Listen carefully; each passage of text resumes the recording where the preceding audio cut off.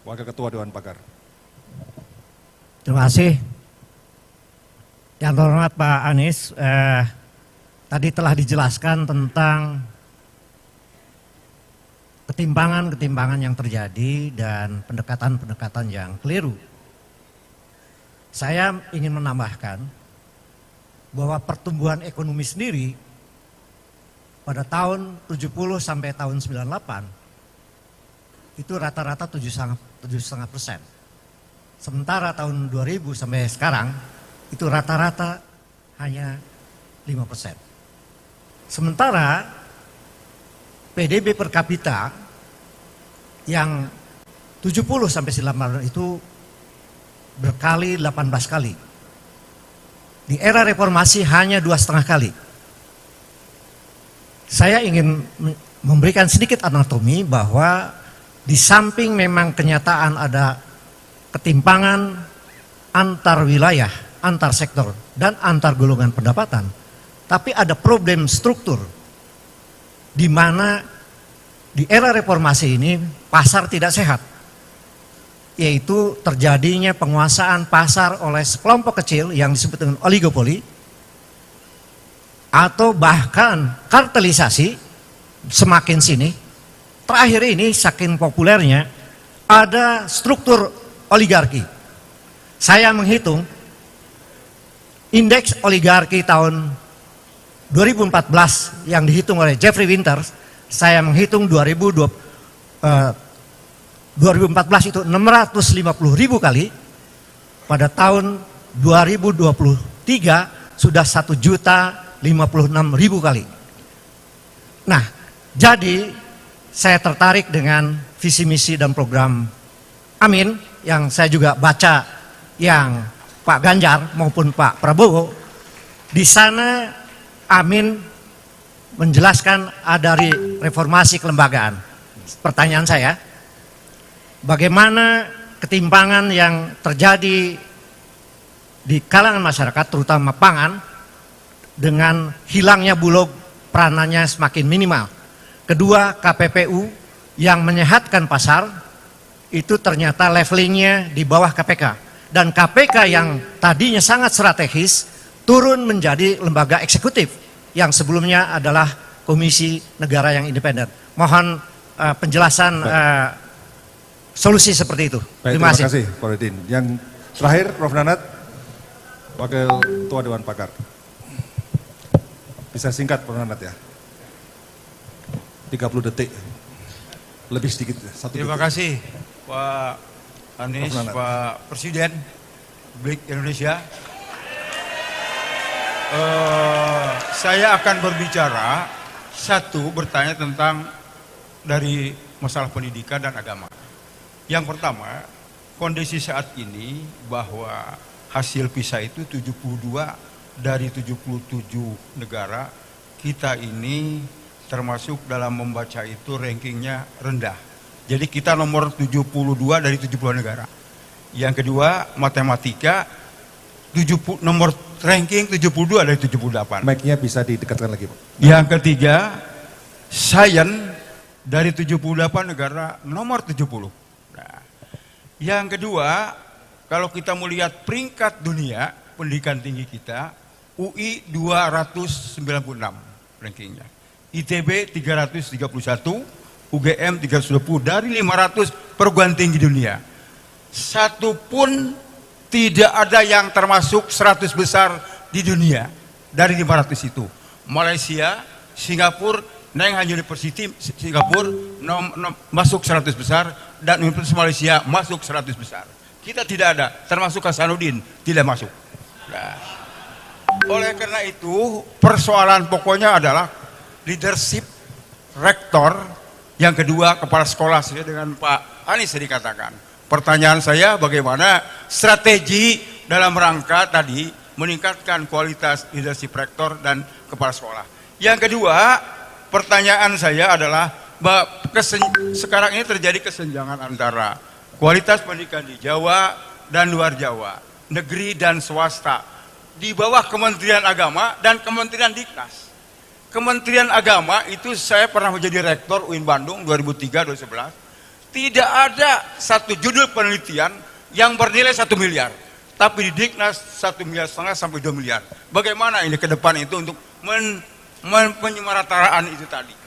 Yang ketiga, yang saya ingin tanyakan, yang ketiga, jumlah sains dan teknologi, jumlah sarjana saya humaniora dan sosial 60% hari ini. Sedangkan teknik, teknologi 30%. Nah, bagaimana ke depan agar 30% sains dan sosial dan humaniora dan 60% teknologi karena menyongsong 4.0 tadi. Yang terakhir masalah agama. Pak Anies, sudah 30 terakhir ini, agama itu kenapa jadi tertuduh terus di kita ini? Jadi tertuduh terorisme dan sebagainya. Nah, saya ingin mengusulkan ke Pak Anies, bagaimana agama itu menjadi sumber etika dan moral dalam pembangunan bangsa sehingga terwujud Indonesia. Yang terakhir sekali. Udah Pak, udah cukup. Mohon maaf Pak, mohon maaf. Kali ini saya punya otoritas menyetop. Mohon maaf Pak, berhenti. Terima kasih. Terima kasih. Satu lagi sebenarnya. Ya, baik, terima kasih. Kami persilakan kepada Pak Anies untuk langsung menjawab. Enggak cukup. Udah selesai. Udah. Jadi masih ada.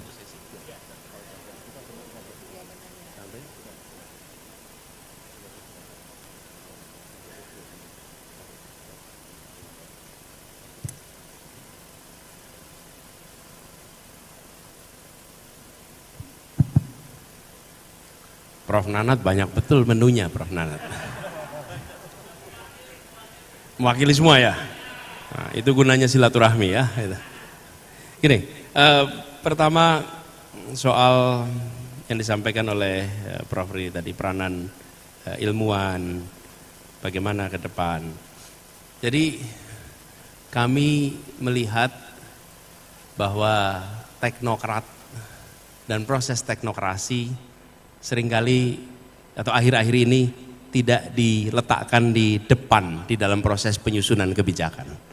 Seringkali proses politik lah yang diatur. Terus sekalian kalau di dalam bicara managing power gitu ya, itu maka tidak ada 3 unsur kira-kira.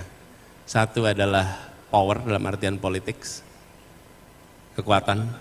Kedua, policy dalam artian kebijakan. Dan ketiga adalah political economy, who gets what, when, where, how much. Itu 3 aspek. Nah, kami melihat yang di depan seharusnya adalah policy, baru kemudian politics, baru kemudian political economy masuk di situ. Nah, kami menyaksikan ini agak bergeser. Jadi ke depan saya melihat ilmu pengetahuan harus dikembalikan menjadi kompas di dalam menyusun kebijakan-kebijakan. Wake up call-nya kapan? Wake up call-nya kapan Bapak sekalian? Pandemi kemarin. Bapak sekalian, pada saat kita diterpa pandemi, saat itu adalah ujian bagi semua pemegang kewenangan di seluruh dunia. Dan saat itu kita punya kesempatan untuk menilai mana pemegang kewenangan yang menggunakan ilmu pengetahuan dan mana pemegang kewenangan yang merendahkan ilmu pengetahuan. Saat itu. Begitu ada pandemi, kenapa? Karena kita berhadapan dengan tabir ketidaktahuan. Mendadak kita ketemu dengan veil of ignorance. Pada saat kita berhadapan dengan tabir ketidaktahuan, maka paling gampang dan paling benar merujuk kata ilmuwan. Kami merasakan di Jakarta.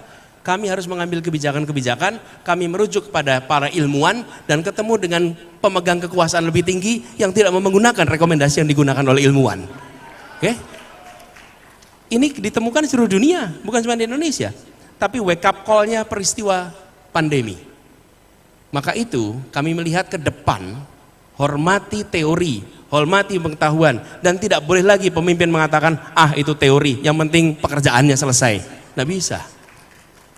Kalau bekerja hanya teori saja, nanti lain kali jangan bikin kursi kakinya 4. Prakteknya aja bikin kakinya 3. Nggak bisa, karena teorinya kakinya 4. Dan inilah yang kami ingin sama-sama kerjakan. Jadi kami melihat, lalu bagaimana urutannya? 1, prinsip dalam pengambilan kebijakan, prinsip kesetaraan keadilan. Dimensi pertama. Dimensi kedua adalah prinsip kepentingan publik. Dimensi ketiga adalah prinsip akal sehat, evidence, data.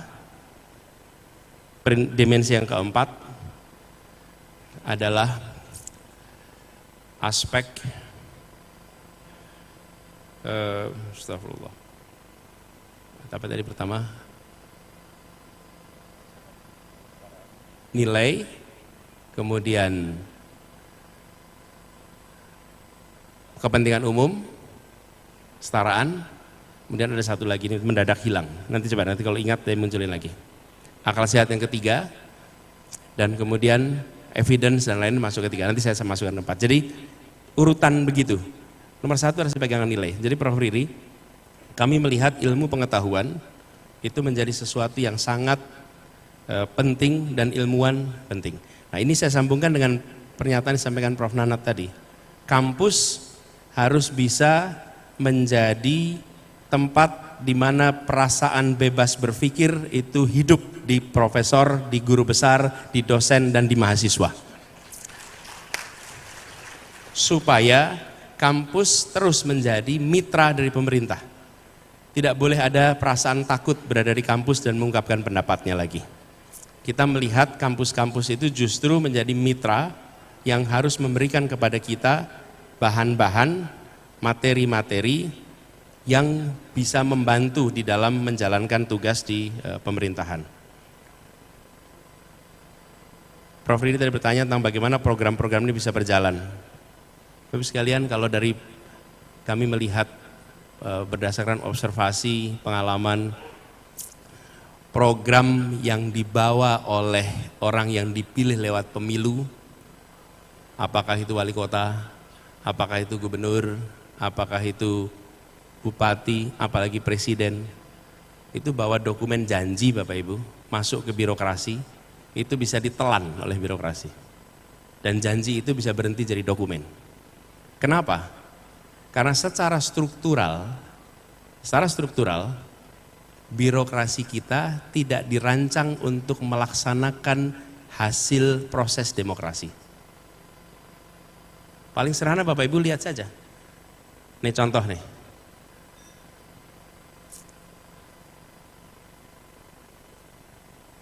Nota keuangan untuk RAPBN tahun 2015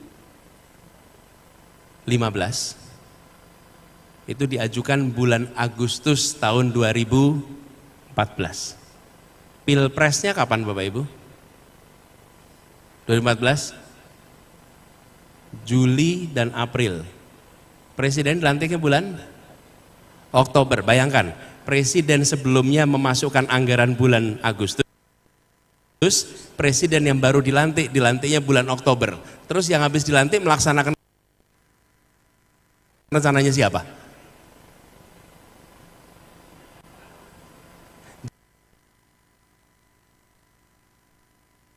Jadi presiden yang baru terpilih, dia kehilangan waktu 1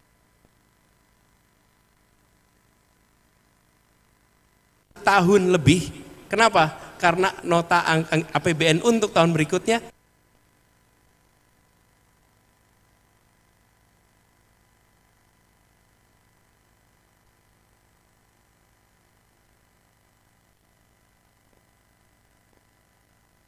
sudah dimasukkan 2 bulan sebelum dia dilantik.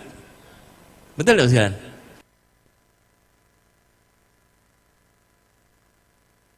Itu ditemukan di kabupaten, kota, provinsi se-Indonesia. Rancangan struktural ini, problem struktural.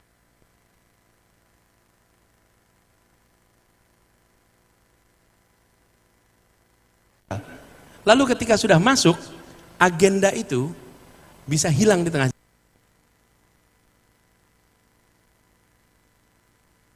jalan. Itulah sebabnya kami kemarin ketika di Jakarta, kami coba cari jalan keluar.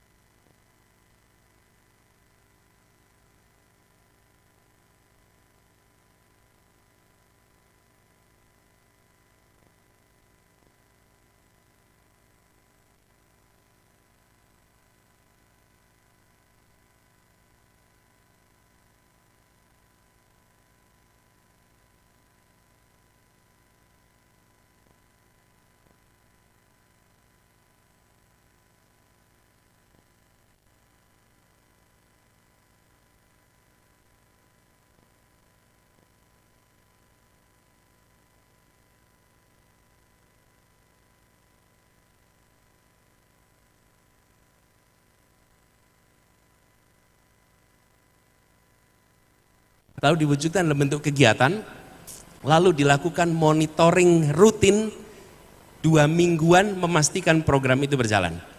Ini Bapak Ibu sekalian problem yang kita hadapi, bahwa agenda banyak sampai dalam tertelan oleh proses birokrasi dan masuknya sendirian. Masuk ke ruang gubernur tidak bawa siapa-siapa, masuk ke ruang wali kota, bupati tidak bawa siapa-siapa, semua kepala dinas, semua direktorat harusnya bisa dieksekusi, itu hilang di jalan. Ini salah satu reform yang ingin kita lakukan.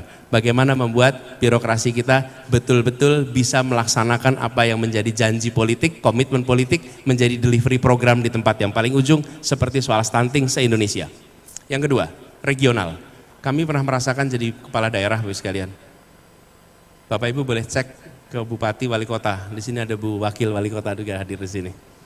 Ini Bapak Ibu sekalian coba ditanya, wali kota, bupati, pernah tidak dapat arahan di kabupaten Anda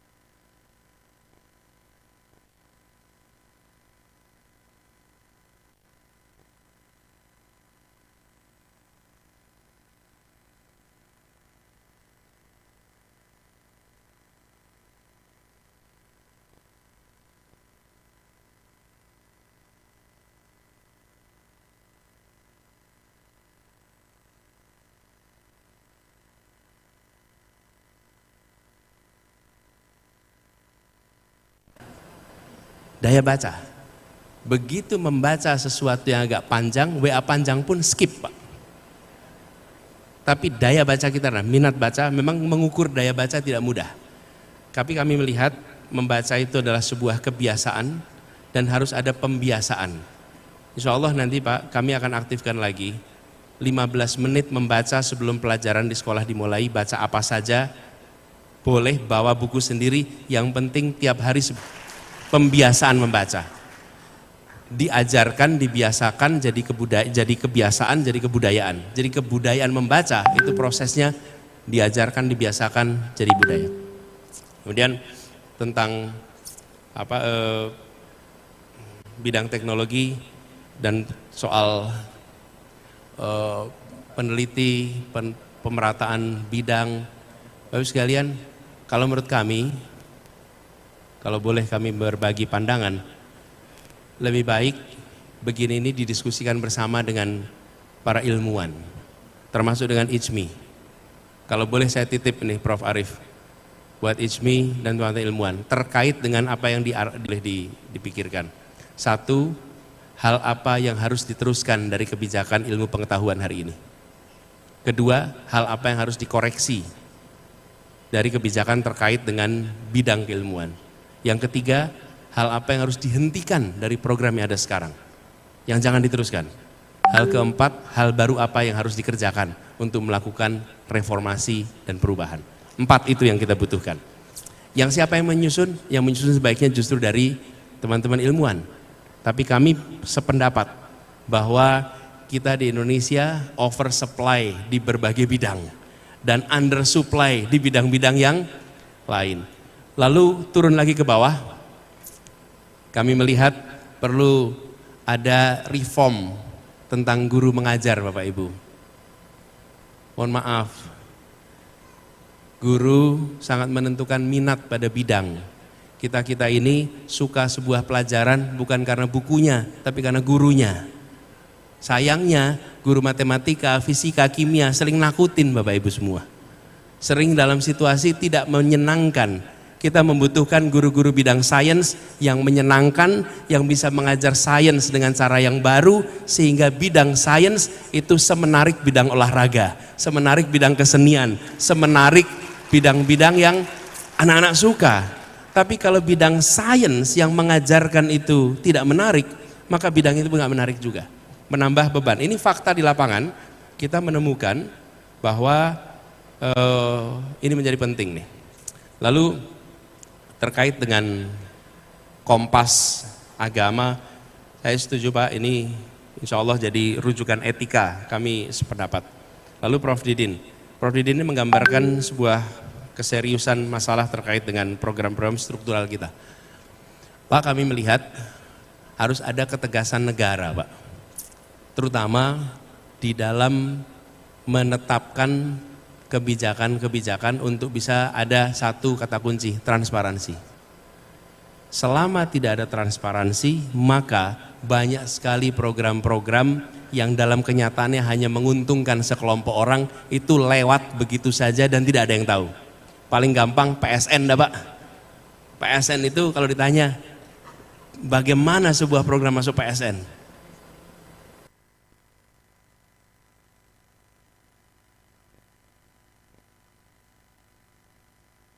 bagaimana KPK itu dikembalikan menjadi institusi yang benar-benar bertaring dan tidak dalam kendali pemerintah lagi. KPK.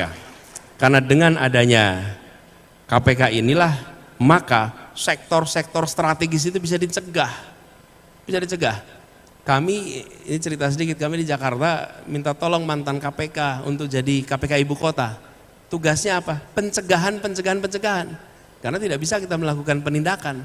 Tapi begitu ada pencegahan, Bapak Ibu sekalian, selama kami bertugas di Jakarta, banyak program yang diusulkan oleh birokrasi ketika direview oleh KPK Ibu Kota itu tidak layak untuk dijalankan. Karena ada pertanyaan mendasarnya. Satu, soal governance. Yang kedua, siapa dapat apa, berapa besar, kapan, di mana. Kita seringkali bikin program hanya memberikan kepada sekelompok orang dan sekelompok yang lain tertinggal terus menerus. Kemudian yang berikutnya, peran Bulog. Peran Bulog ini khususnya untuk pada bidang pangan, ini penting sekali untuk kita kembalikan menjadi kepanjangan pemerintah untuk menjaga stabilitas harga jual beras petani. Ini kata kunci. Lalu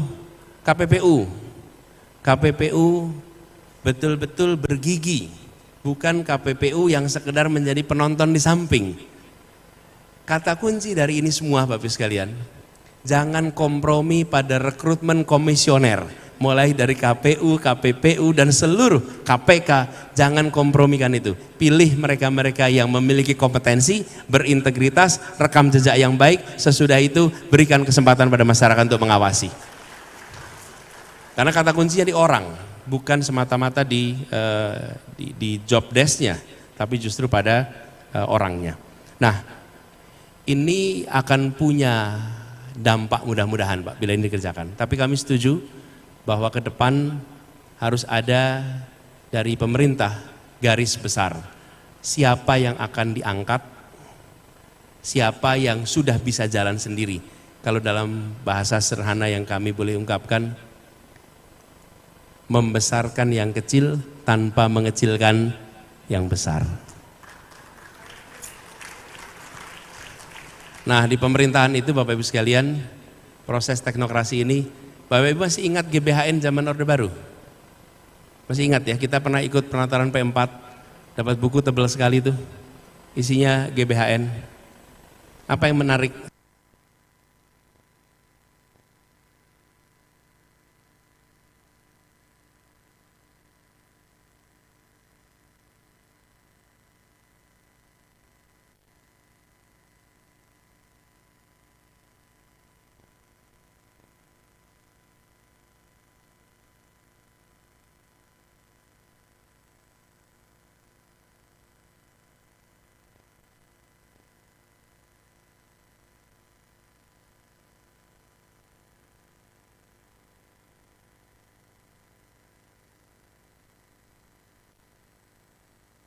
semua orang paham, ini sedang 5 tahun stabilitas, ini sedang 5 tahun pertumbuhan, ini sedang 5 tahun pemerataan. Konsep yang kompleks itu diterjemahkan dalam bahasa komunikasi yang sederhana. Dan itu membuat seluruh negeri punya pegangan arah.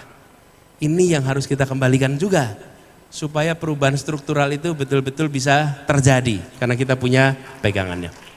Saya sudah diingatkan waktunya habis, jadi saya ingin sampaikan kepada semua sebagai penutup Bapak sekalian, bahwa kami merasa tanggung jawab yang sedang diembankan ini adalah tanggung jawab bersama. Saya mendapatkan tugas menjadi seorang calon presiden, tugas saya sebenarnya mengajar, lalu saya menjadi seorang calon hari ini. Kami membutuhkan dari semua dukungan, bukan sekedar soal suaranya, tapi gagasan, ide, pikiran. Kami menyadari tidak mungkin dikerjakan sendirian. Pilihan boleh berbeda-beda, tapi kita sedang berbicara tentang Indonesia ke depan dan gagasan-gagasan yang bagus yang bisa menjadi faktor pengungkit kebangkitan kita, faktor pengungkit perubahan kita. Maka dengan senang hati kami berharap bisa mendengar, termasuk dari IJMI ini. Jadi saya tadi sampaikan 4 hal, kalau boleh IJMI sampaikan, apapun juga bidangnya, apa yang harus diteruskan, apa yang harus dikoreksi, apa yang harus dihentikan, dan apa hal baru yang harus dilakukan. Bila dari teman-teman di IJMI ada masukan terkait 4 hal itu, maka kita akan sangat membantu sekali di dalam kita mencoba untuk mendorong perubahan di negeri ini, supaya kita bisa meraih yang kita harapkan sebagai keadilan bagi semuanya. Itu saja barangkali yang bisa saya sampaikan. Terima kasih. Assalamualaikum warahmatullahi wabarakatuh. Terima kasih kepada Bapak Anies Baswedan yang sudah menyampaikan visi misi dan juga menjawab seluruh pertanyaan dari panelis. Dan